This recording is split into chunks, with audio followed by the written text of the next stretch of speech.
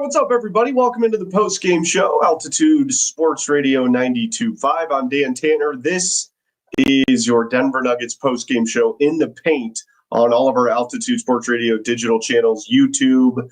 Just search our YouTube page, Altitude Sports Radio. Like and subscribe there if you could.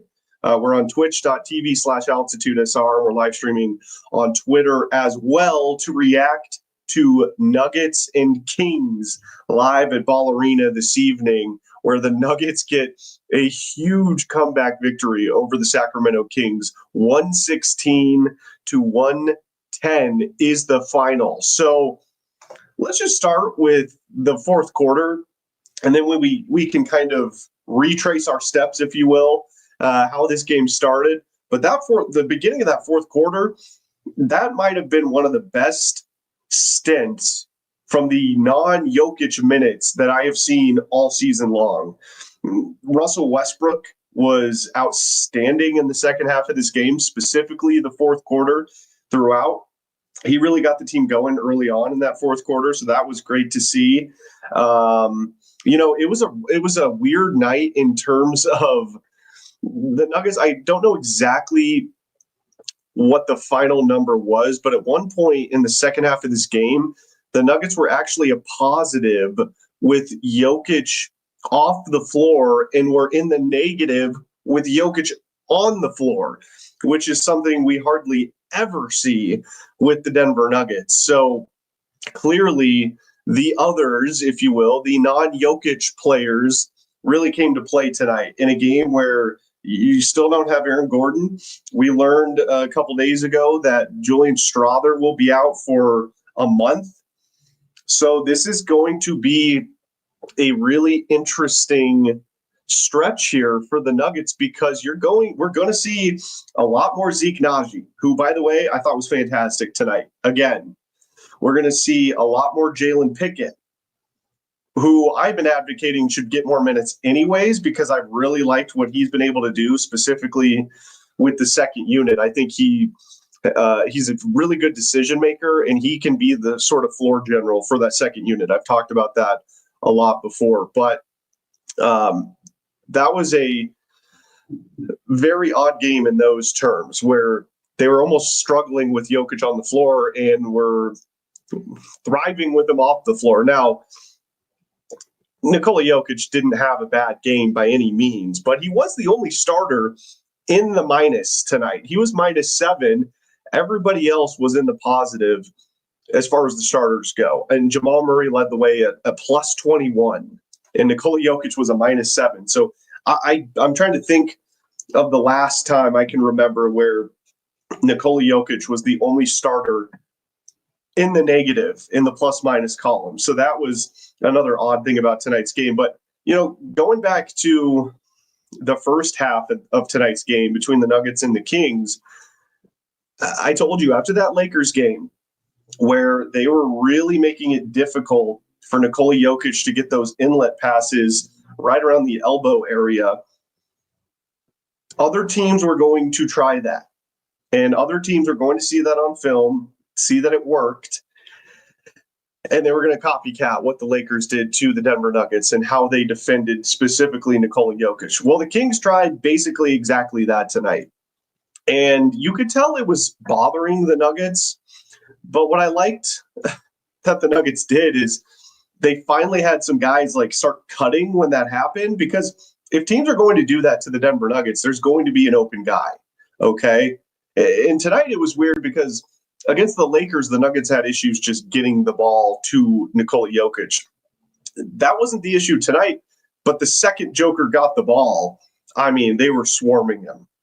2 or 3 guys instantaneously on Nikola Jokic. But they started cutting more in the second half, and I felt like that really sort of helped open things up for Denver, and it spaced out the floor so there was a little bit more room for everybody to operate. So the offense came alive.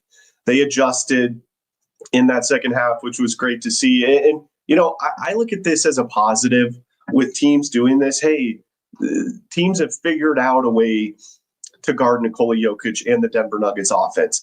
Well, this is what the playoffs are about, okay?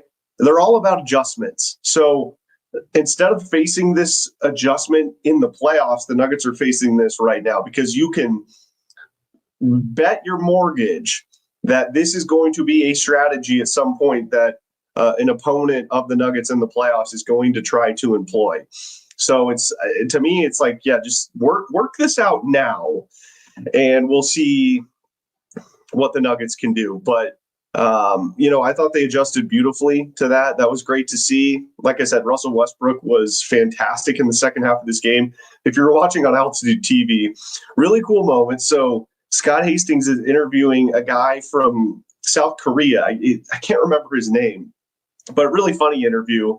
A huge Russell Westbrook fan. And then at the end of the game, Scott's interviewing Russ on the court, and Scott mentions, like, hey, your biggest fans over there. And Russ walks over, takes his jersey off, signs it, and gives it to the guy. So that was just, I thought that was a really cool moment tonight from Russ. It really is funny to, I think a lot of Nuggets fans probably feel this way, because from an outsider's perspective on Russell Westbrook over the years, he came off as not a very nice person. Let me just put it that way. But as I've been covering this team this year and getting a sort of a peek behind the curtain, Russell Westbrook is as good as a dude as you're going to find in the NBA. Like, that guy is very caring about the fans. He's very respectful to the media, and I know fans don't care about that, and you shouldn't. But it is cool to see that. My opinion of Russell Westbrook has completely changed now, that, and it's not just because he's playing for the Denver Nuggets, it's because I've gotten a chance to sort of see who he really is. And not only is he, a good person, but he's a great fit for this basketball team. And I'll tell you this, the Nuggets don't win this game without Russell Westbrook doing what he did in the second half of this basketball game. So that was really cool to see. But yeah, just one of those odd games where Joker is the only player in the minus. So that was odd to see. But I thought Jamal Murray did a really good job tonight of getting to the free throw line. He was 14 of 15 from the line. That is excellent. And this is after a game where, a lot of people were complaining about the lack of free throws for the Nuggets, and specifically Nikola Jokic, who got to the line 6 times tonight. That's 6 more times he got to the line than he did in Boston on Sunday afternoon. So I thought the Nuggets did a much better job of getting into the painted area, forcing the refs to call these fouls. I mean, they were 24 for 30 from the line, 80% tonight. That is also why the Nuggets were able to pull off this comeback victory over the Kings and win this game. That was absolutely monstrous for them. So that was great to see. And, it's on a night where Jamal didn't really have a great shooting night. He was 4 of 10 from the field, 2 of 6 from beyond the arc. But he finishes with 24 points because, like I said, he made 14 of his 15 free throws. So that was excellent to see. Michael Porter Jr. is still definitely struggling. And I'm telling you, to me, it really looks like he's battling his confidence right now. I mean, there are so many points. There were so many points in tonight's game where he looked like he was second guessing himself when he shot the ball. So that is definitely a concern. And I've said this all year, the Nuggets are going to have him be at his best if they are legitimate title contenders. We put a poll up today on Altitude Sports Radio's Twitter account, and I'll see if I can find that here in a second. But basically, we were asking, are the Nuggets contenders? And the overwhelming consensus from Nuggets fans that voted on this was yes. And in fact, I'm looking for this poll right now because it actually was kind of surprising. So are the Nuggets contenders? 66% of fans said yes, 34% said no. So the majority of Nuggets fans do believe that this team is a legitimate contender. Now, Vic Lombardi actually says he doesn't. And this was a day or two ago. He said this on our airwaves that he doesn't believe that this year's team is a contender. I would say that I've really kind of been saying this all season long. If Jamal Murray is Jamal Murray, and if Michael Porter Jr. can just be good, he doesn't have to be great, but if he can be good and consistent, then this team is absolutely a contender. Now, I do think that the Oklahoma City Thunder are a better basketball team. That doesn't mean that the Nuggets couldn't beat them in a playoff series. I believe they could. It would be very difficult, and the Thunder are excellent in their home arena. But I do think the Lakers are the biggest threat to the Nuggets in the West, and they're like 17-3 over their last 20 games. I mean, they've been playing phenomenal basketball. That LeBron and Luka pairing is for real. So that is, I would say, going to be the toughest challenge in the playoffs this year for any team trying to get out of the West. It is going to be getting over the Lakers, which pains me to say, and I'm sure it pains you all to hear. But if Jamal Murray is Jamal Murray, and he usually is that guy in the playoffs, and Michael Porter Jr. can just be consistently good, then this team is absolutely a legitimate contender. I don't think there's any doubt about that. But let me know what you feel in the comments. I'd like to get your thoughts. Are the Nuggets contenders? Do you think this team can win a championship this year? In fact, let's go to back to Ball Arena.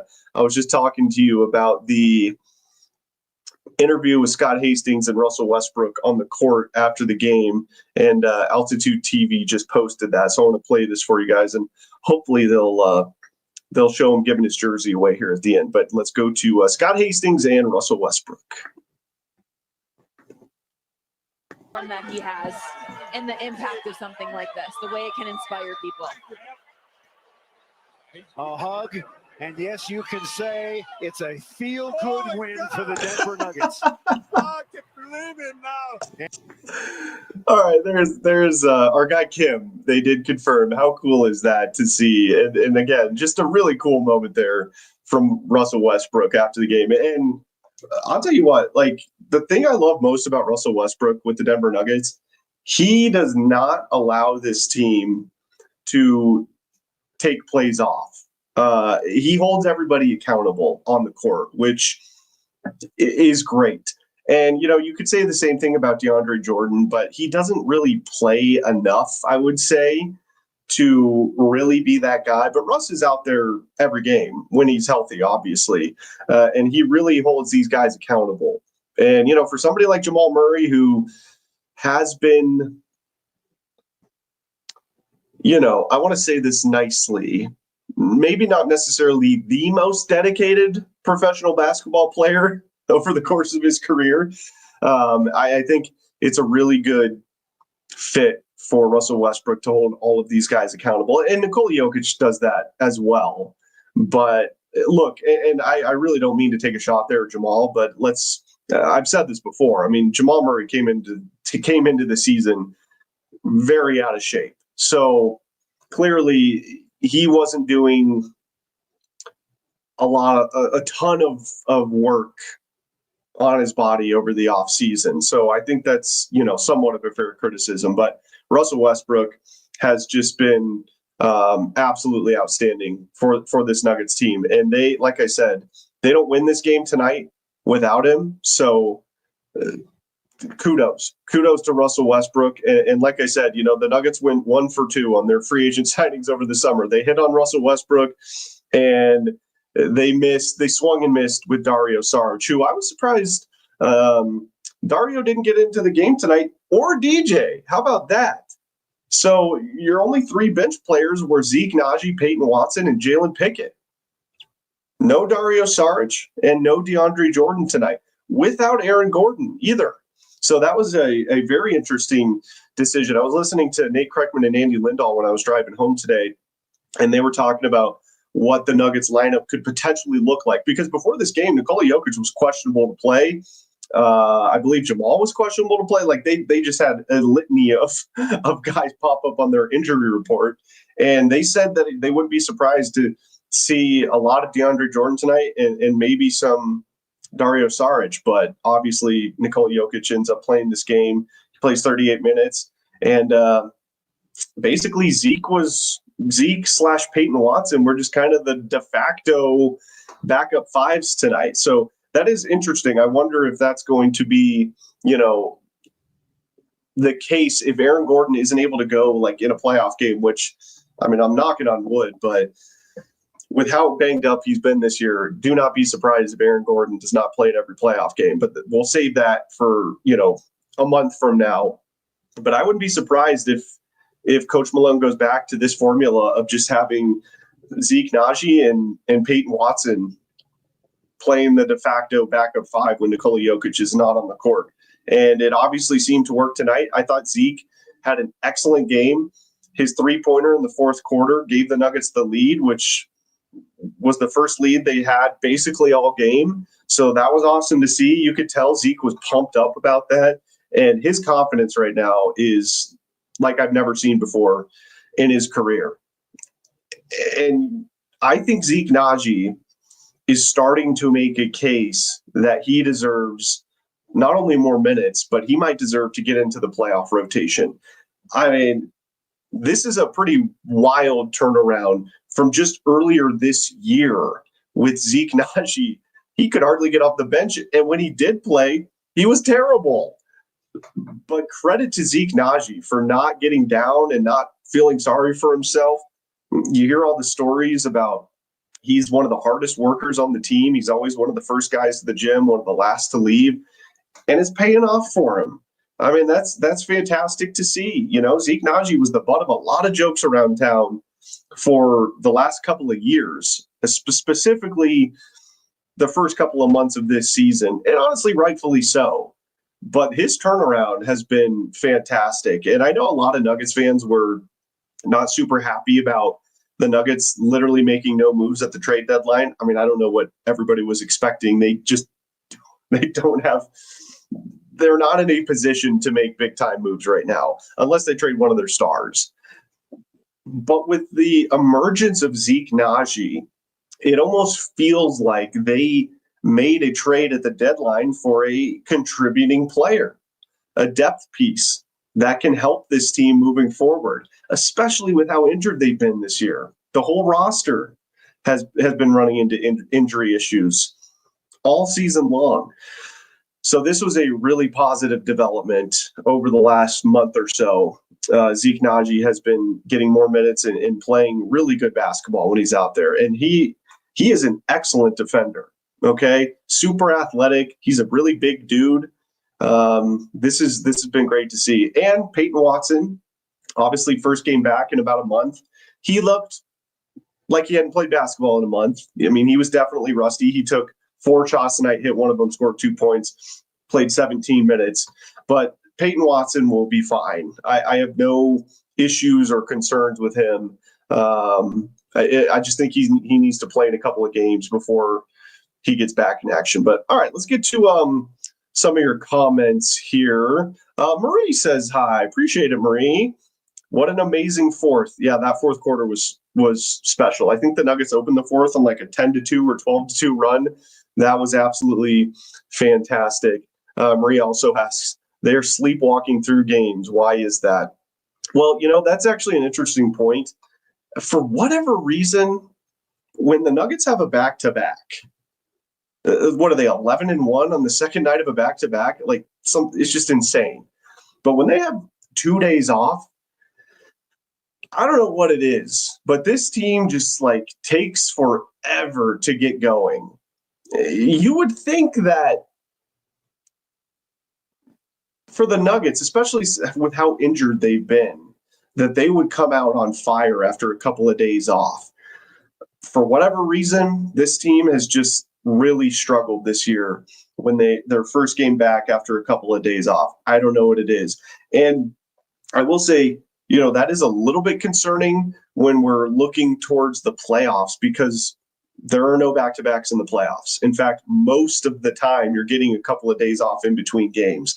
So that's going to be something that this team really needs to hone in on and try to understand why this is happening, because I don't remember this Nuggets era where the team in this Jokic era, I guess we'll call it, where the team has struggled this much when they've had a couple of days off. They've always seemed to thrive when they've had those extra rest days. So I'm not exactly sure why that is. That would be a fascinating question to ask Michael Malone, because I'm sure Malone's answer would be, that's a great question. I don't know either. We're trying to figure this out, or something to that degree.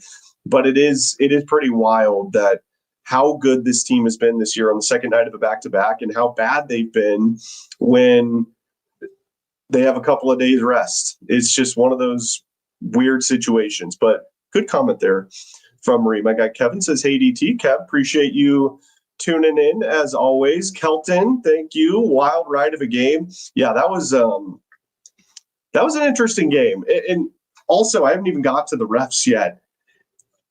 Scott said this on the broadcast, and I love it because it's so true. He was taking a shot at the refs without taking a shot at the refs. Both teams were 2 for 2 on their challenges, okay? Man, it's such a weird discussion because I've never been an NBA ref, okay? And I'm not trying to criticize them all that much because I understand their job is hard. But my goodness, if the refs go 0 for 4 on the challenges, there's got to be some sort of penalty for that when it comes to the NBA refs. And I've also said for years and years and years now that referees should be required to speak to the media and answer questions after each game. Like, why is that mandated for the players and not the referees? Why is that mandated for the head coach of each team and not the referees? That will never make sense to me. But anyways, Scott was 100% right. The refs were, I didn't think they were very good in Boston, and I didn't think they were very good tonight on both sides. I don't think they were favoring one team over the other. They were just not good tonight. Not good at all. Let's see here. My guy Nick says, tired of hearing that MPJ is a sniper, sharpshooter, etc. Bros broke from 3 besides the nice 3-game stretch he had. Nick, you're not wrong, my friend. Like, it does feel like Michael, I wouldn't say broken, but I kind of go back to what I said earlier. He's really struggling with his confidence right now. And this is just something that Michael has had an issue with, honestly, through the majority of his career.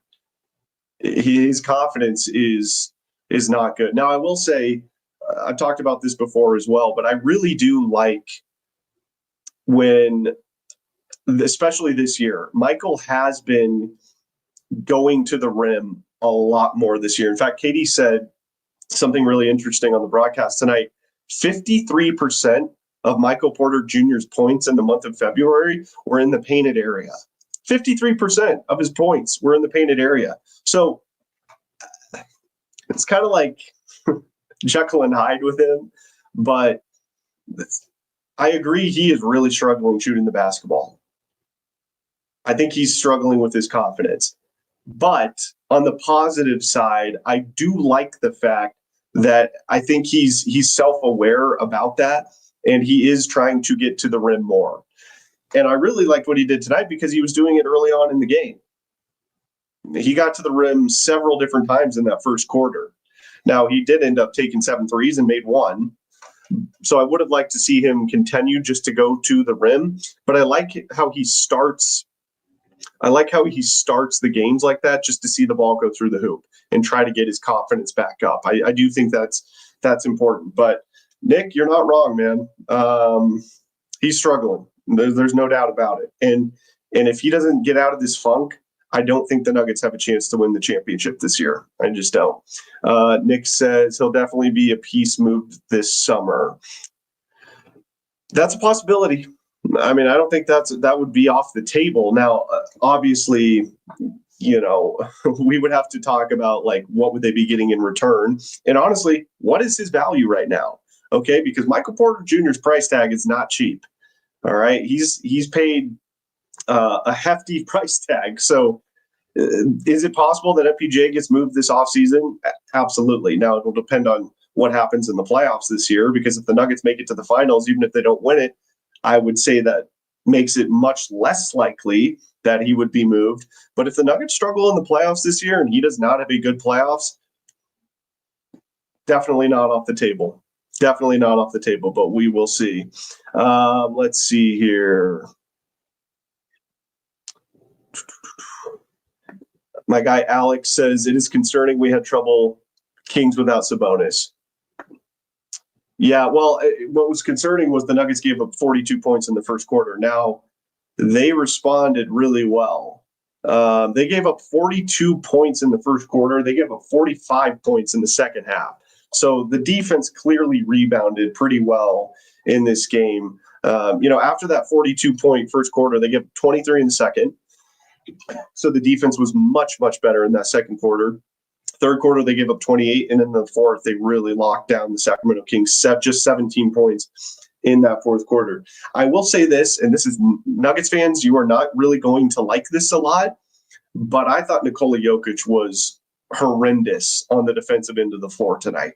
Jonas Valanciunas was pretty dominant against Nikola Jokic on that end of the floor. He was 8 of 14 from the field. He was pretty much doing whatever he wanted against Nikola.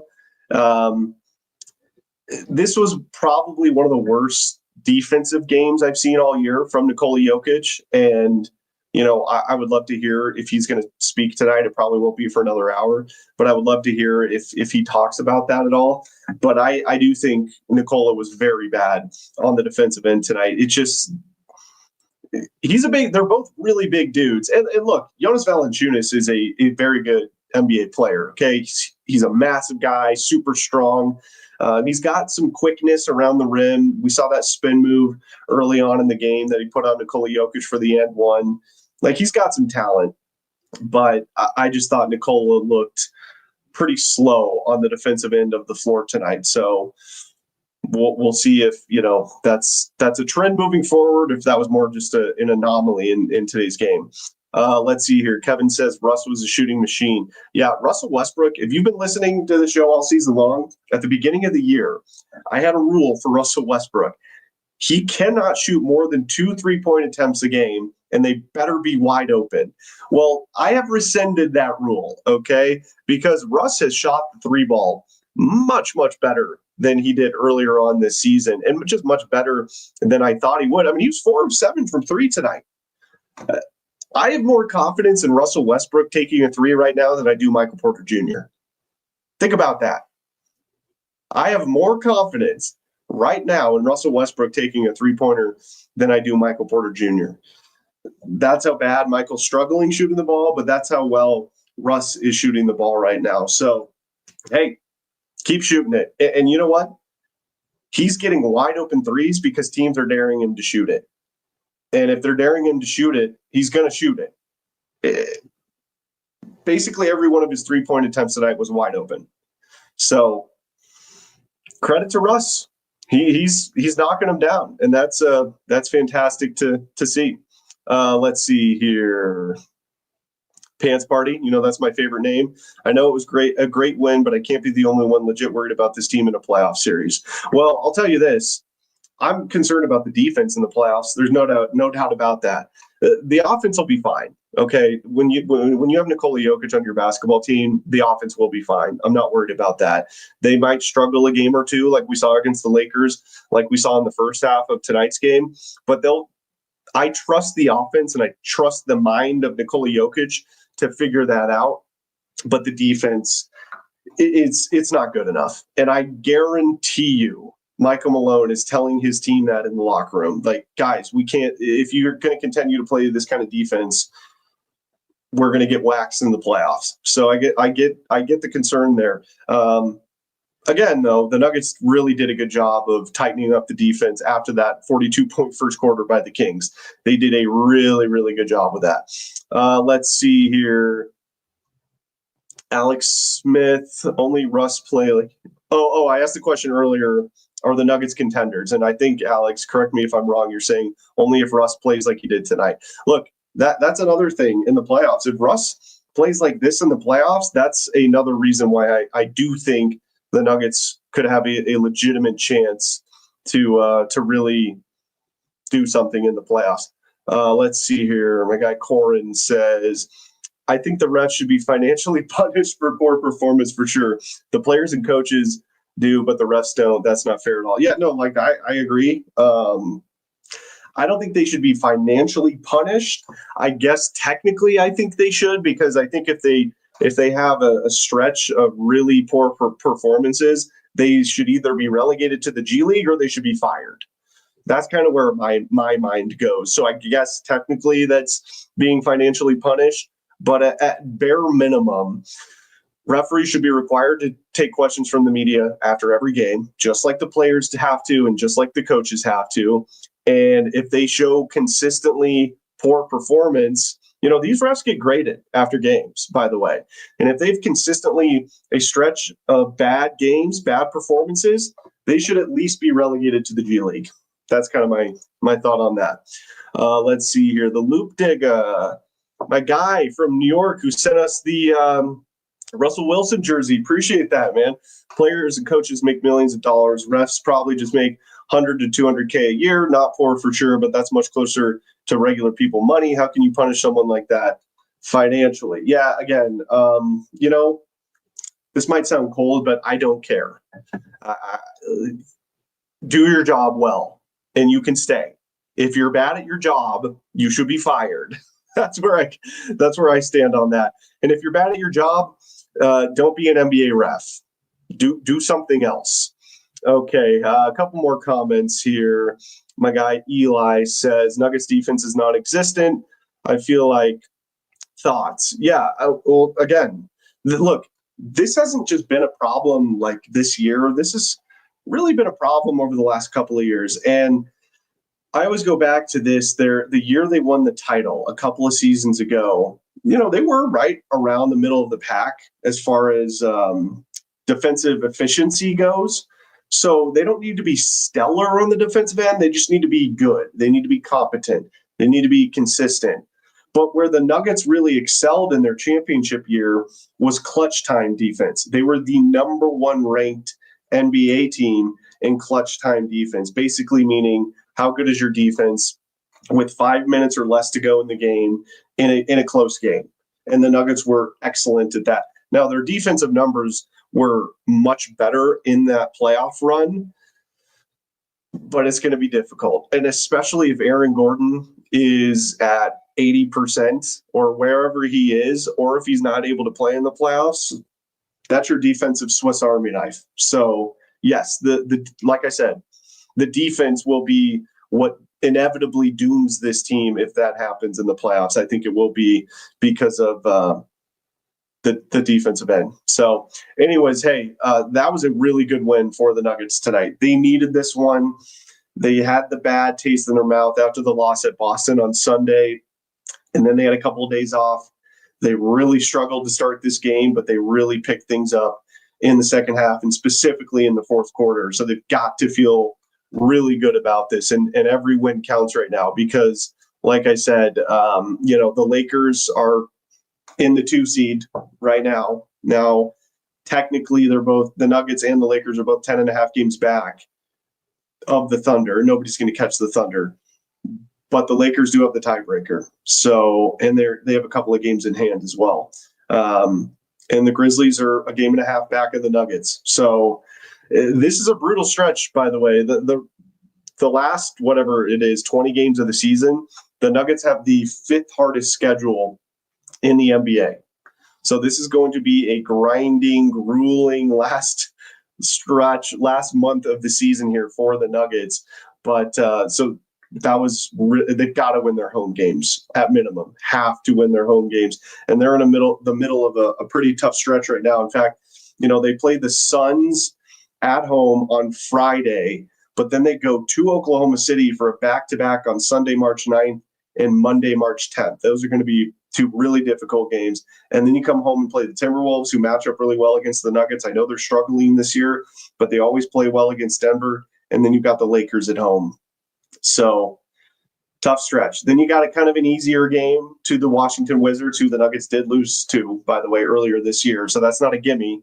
Then you go to Golden State, to Los Angeles, to Portland, who's been much better in the second half this year, and to Houston. So they are in the midst of a daunting schedule for the rest of the year. Remember that 9-game win streak? Those were all against sub 500 teams. But hey, I like it. I like the fact that the Nuggets have this difficult of a schedule for the rest of the season, because I hope it will callous them up a little bit and really fine-tune their game heading into the playoffs. But excellent win tonight. Again, they beat the Kings 116 to 110. Russell Westbrook leads the way with 25 points and 4 of 7 from the field. So excellent stuff there from Russell Westbrook. But that's going to do it for the post-game show tonight, everybody. Thank you so much for tuning in. We will be back on Friday night for Nuggets and Suns reaction. You've been listening to In the Paint on Altitude Sports Radio.